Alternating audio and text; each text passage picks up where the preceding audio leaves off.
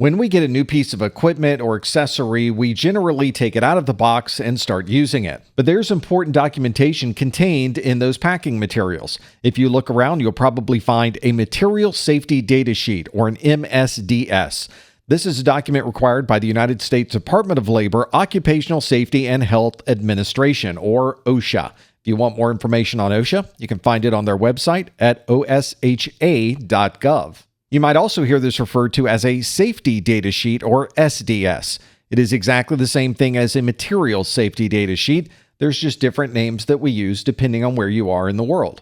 This document provides you with all of the hazard and safety information associated with this product. So any products that have hazardous materials, such as toner cartridges, ink cartridges, or batteries, are all subject to these Material Safety Data Sheets. You'll see that a great deal of information is included on this MSDS, including the company and product information, for example, the toner cartridge and who made it, the composition and ingredients of that particular product, any hazard information, first aid measures, firefighting measures, and so on. Anything regarding the health and safety of the people using this product is documented in this Material Safety Data Sheet. We use a lot of batteries in IT, not just the batteries that we have for our laptops and mobile devices, but we also have a lot of batteries that we use inside of our uninterruptible power supplies, or our UPS.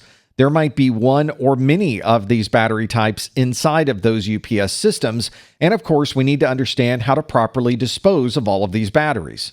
The same thing applies for the toner cartridges that we use in our printers. We need to dispose of these properly, and in many cases, the printer manufacturer has a recycle program, and they include a return label in the box with the toner. That's not the case with every toner cartridge, and you may find that some local office supply houses will provide you with a discount if you bring in used toner cartridges. If you're not able to recycle or trade in these cartridges for a discount, you might want to refer back to your Material Safety Data Sheet to determine the best way to dispose of these toner cartridges. You should certainly not throw away batteries and toner in your normal garbage. You should always dispose of hazardous materials at the proper location near you. We also have to think about the environment that we have inside of our work areas, specifically room control for temperature. All of these powered devices create heat in the memory and the CPU of these systems, so we need to make sure that we have the proper cooling so that they work at an optimal temperature. The same thing applies for humidity. Although we can minimize electrostatic discharge by having high humidity levels, that also makes your work area a bit uncomfortable. We need to find the right balance between temperature and humidity level, but if you keep the humidity at about 50%, that's a good number to strive to. And of course, if we're cleaning out dusty computers and printers with a lot of paper inside of it, then we'll want to have proper ventilation in our work area. But if you're working with very dusty systems, you may want to make sure that you're using a vacuum if it's inside of the building, and it may be more appropriate to take the computer outside of the building to use compressed air to clean out all of that dust.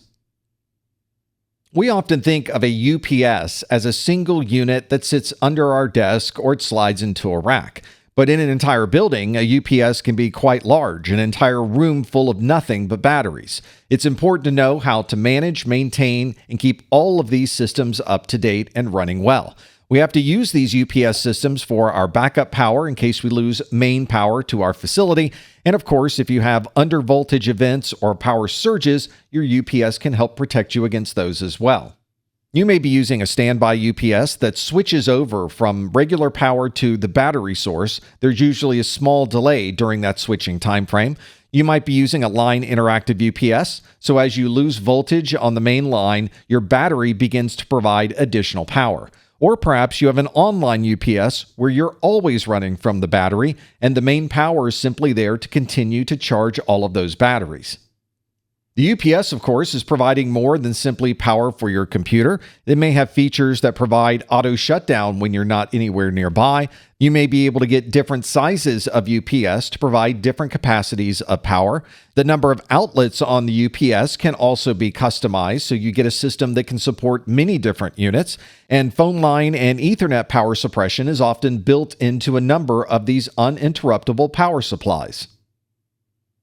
If you don't need standby power, but you would like to make sure that you're using the cleanest power possible, you might want to install a surge suppressor. During the day, your power voltage goes up and down, there are spikes and noise on the line, and occasionally there will be a storm that adds additional noise to the power source. A surge suppressor will notice these spikes occurring and will take any excess voltage and redirect it to the ground. Many surge suppressors also include noise filters to remove noise from the electrical line, and they work by filtering a certain decibel level of noise at a specified frequency. This means a surge suppressor with a higher decibel rating will be able to filter more line noise. We also have to think about how the surge suppressor will handle spikes. If you get a large amount of voltage at one time, you can absorb that surge, and most suppressors will tell you just how many joules they're able to suppress. 200 joules is good, 400 is better, but the best suppressors are over 600 joules of spike suppression. Along the same lines, there is a surge amp rating associated with these suppressors. If you get a higher amp rating, it's a better quality suppressor. And another good specification to look for on your surge suppressor is a UL 1449 voltage let-through rating. You'll see suppressors rated at 500, 400, and 330 volts, and the lower you get with these values, the better quality suppressor.